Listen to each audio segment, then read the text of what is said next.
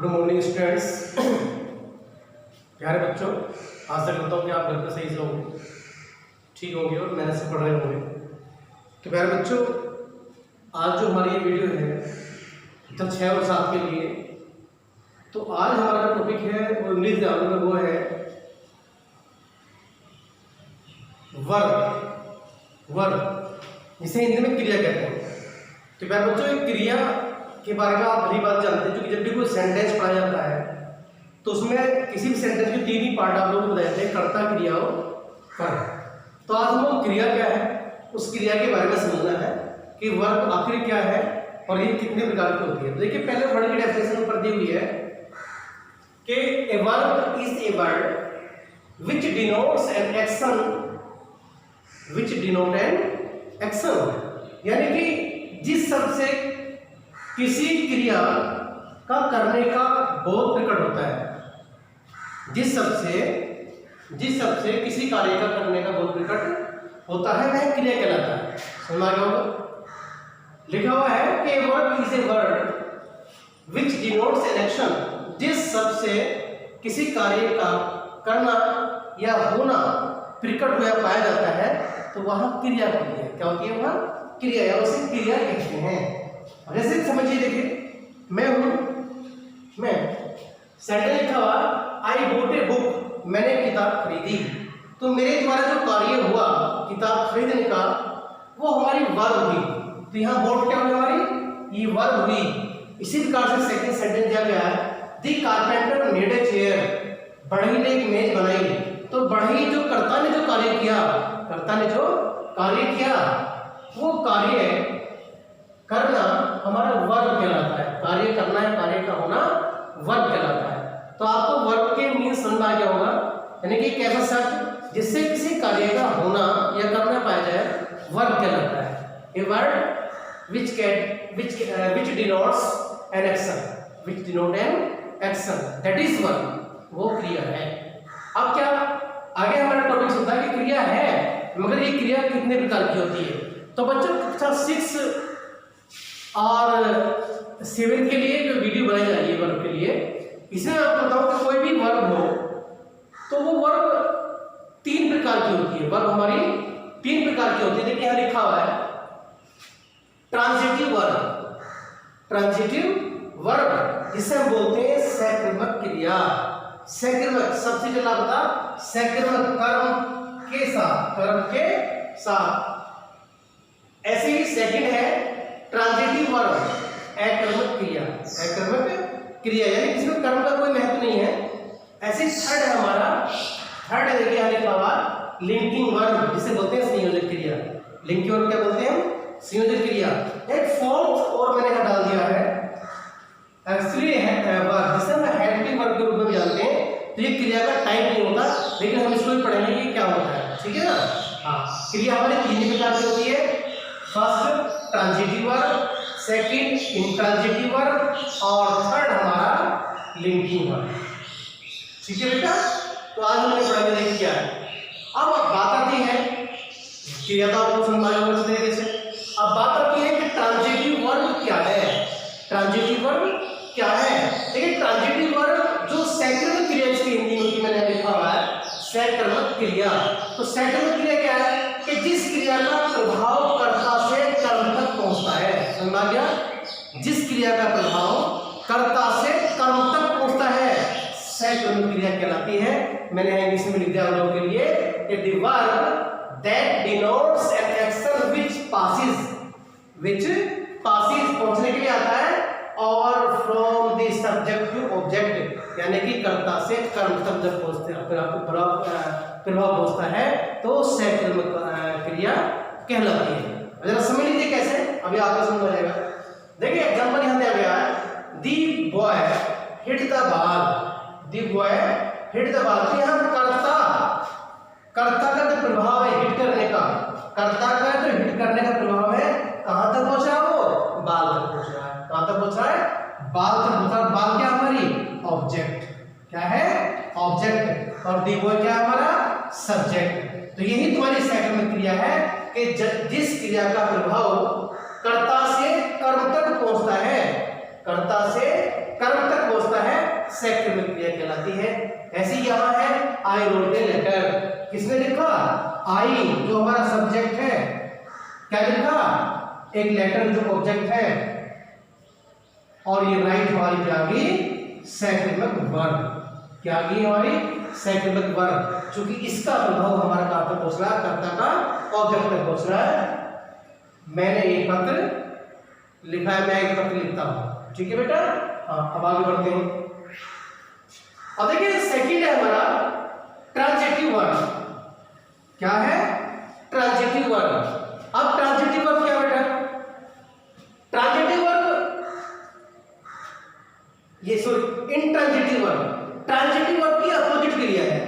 Transitive verb की opposite क्रिया है इंट्रांजिटिव वर्ब, यानी कि अक्रमक होती है, सक्रियक, ये है अक्रमक क्रिया। क्या है? हिंदी में डेफिनेशन देखिए कि जिस क्रिया का प्रभाव कर्ता तक ही सीमित रहता है। वहां था क्या था? कि कर्ता से कर्म तक पहुंच रहा था। यहां हमारा क्या है कि जिस क्रिया का प्रभाव केवल कर्ता तक ही सीमित रहता है। समझे ना? ट्रांजिटिव में कर्ता से कर्म तक क्रिया का प्रभाव पहुंचता है, लेकिन इंट्रांजिटिव वर्ब में क्रिया का प्रभाव केवल कर्ता तक ही सीमित रहता है, तो वो अक्रमक क्रिया कहलाती है। इंग्लिश में लिखा हुआ है, क्या लिखा हुआ है? क्या है? The verb that denotes an action which does not pass over to an object, यानी कि जो ऑब्जेक्ट तक नहीं पहुंचता, जिसका प्रभाव ऑब्जेक्ट तक नहीं पहुंचता, केवल कहाँ रहता है? सब्जेक्ट तक ही सीमित रहता है, वो हमारी इंट्रांजिटिव वर्ब कहलाती है। एग्जांपल देते कि समझेंगे। एग्जांपल दिया गया फर्स्ट दी बॉय। तो दी बॉय हमारा क्या है? सब्जेक्ट है। क्या है? Subject. The boy is sleeping. The boy is sleeping. तो इस कर्ता का प्रभाव कहीं भी किसी कर्म तक नहीं पहुंच रहा, केवल कर्ता का प्रभाव कर्ता तक सीमित है। तब वो स्लीपिंग, लड़का सो रहा है, लड़का सो रहा है, तो ये हमारा इंट्रांजिटिव वर्ब कहलाता है। सेकंड एग्जांपल देखेंगे। The horse runs fast. तो ये हमारा सब्जेक्ट है। द हॉर्स क्या है? सब्जेक्ट है, और रन्स फास्ट ये हमारी वर्ब होगी यहाँ रन्स, तो इसका प्रभाव केवल सब्जेक्ट तक ही है। द हॉर्स रन्स फास्ट, घोड़ा तेज दौड़ता है, तो ये हमारी इंट्रांजिटिव वर्ब कहलाती है। अब बेटा आगे बढ़ते हैं नंबर थर्ड पे। मैंने बताया था कि हमें लिखी 4 प्रकार, लेकिन क्रिया हमारी 3 प्रकार की होती है। जो एक्सिलरी वर्ब होती है हमारी सहायक क्रिया के रूप में होती है, ना कि क्रिया के रूप में। आगे बढ़ते हैं नंबर 3 पे। नंबर 3 हमारा लिंकिंग वर्ब। नंबर 3 क्या है बेटा? हमारा लिंकिंग वर्ब। अब देखिए लिंकिंग वर्ब क्या है, इसको समझ लीजिए। लिंकिंग वर्ब क्या है, समझ लीजिए इसे क्या है। लिंकिंग वर्ब में लिखा हुआ है कि when the verb is are am was verb, जो हमारी एक्सिलरी वर्ब या हेड वर्ब के रूप में होती है, ये हमारी is are am was verb, और भी होती है किसी are used to link, are used to link the subject with their complements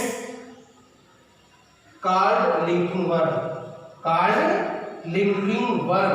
समझ लीजिए क्या कि जब is are am was verb, देखिए लिखा हुआ है, जब is are am was verb जो हमारी क्या होती है? एक्सिलरी वर्ब होती है, हेल्पिंग वर्ब में इनका प्रयोग किया जाता है। आदि का प्रयोग मुख्य क्रिया के सहायक रूप में, समझ लीजिए मुख्य क्रिया के सहायक रूप में न होकर, ध्यान रखना इस चीज का, यह नया वर्ड लिखा हुआ है, न होकर, ये कहा कि जब इस आर एम वाज वर्ब का प्रयोग मुख्य क्रिया के साथ सहायक रूप में नहीं होकर स्वतंत्र रूप से होता है, स्वतंत्र रूप से होता है, तो वो हमारी क्या होती है? वो हमारी लिंकिंग वर्ब कहलाती है। क्या कहलाती है? लिंकिंग वर्ब कहलाती है। पर समझ लीजिए बेटा, मैंने आपको ये बताया है कि लिंकिंग वर्ब हमारी वो है जब इस आर एम वाज वर्ब का प्रयोग, जब इस आर एम वाज वर्ब का प्रयोग देखिए लिखा गया है मुख्य क्रिया के सहायक रूप में, मुख्य क्रिया के सहायक के रूप में, जब इस आर एम वाज वर्ब का प्रयोग मुख्य क्रिया के सहायक के रूप में होता है, न होकर स्वतंत्र रूप से होता है, तो हमारा लिंकिंग वर्ब कहलाता है। एग्जांपल समझेंगे। देखिए एग्जांपल है the earth is round, the earth is round, पृथ्वी क्या है? गोल है। तो यहाँ सहायक क्रिया के रूप में इसका प्रयोग जो है इंडिपेंडेंस रूप में, संयुक्त रूप में किया गया है। ऐसी the moon is a satellite, लिखा हुआ है the moon is a satellite. तो इज का जो प्रयोग हुआ है ये कैसे हुआ है? स्वतंत्र रूप से हुआ है, सहायक क्रिया के सहायक रूप में ना होकर के स्वतंत्र रूप से हुआ है। तो ये क्या होगा? लिंकिंग वर्ब होगी। ऐसी दे आर स्टूडेंट्स, दे दे है, दे आर स्टूडेंट्स, वे छात्र हैं। यहाँ भी क्या है? सहायक क्रिया के रूप में प्रयोग नहीं होकर के स्वतंत्र रूप से प्रयोग की गई है, तो हमारी क्या होगी? लिंकिंग वर्ब कहलाती है। तो बेटे आज के इस टॉपिक में मैंने आपको पढ़ाया वर्ब की डेफिनेशन क्या होती है, क्या होती है वर्ब। तो किसी भी सेंटेंस में कर्ता के बाद का जो हमारा पार्ट होता है वर्ब भी होता है वो, और इसमें बता भी दिया गया कि ऐसे शब्द कैसे शब्द ऊपर लिखा हुआ है, देखिए ऐसे शब्द, a word is a word with denotes an action, यानी कि ऐसे शब्द जो किसी कार्य का होना प्रकट करते हैं, जो किसी कार्य का होना प्रकट करते हैं, वो वर्ब कहलाते हैं। ये 3 प्रकार की वर्ब होती है, या लिखी हुई है, फर्स्ट, सेकंड, थर्ड में ट्रांजिटिव वर्ब, इंट्रांजिटिव और लिंकिंग वर्ब। ठीक है, ये 3 प्रकार की वर्ब होती है। 3 प्रकार की वर्ब को आपको समझा दिया गया है। और जो एक्चुअली वर्ब होती है हमारी हेल्पिंग के रूप में कार्य करती है। हेल्पिंग वर्ब हमारी वर्ब से डिफरेंट होती है, तो इसलिए इसे वर्ब का प्रकार नहीं कहा जाता।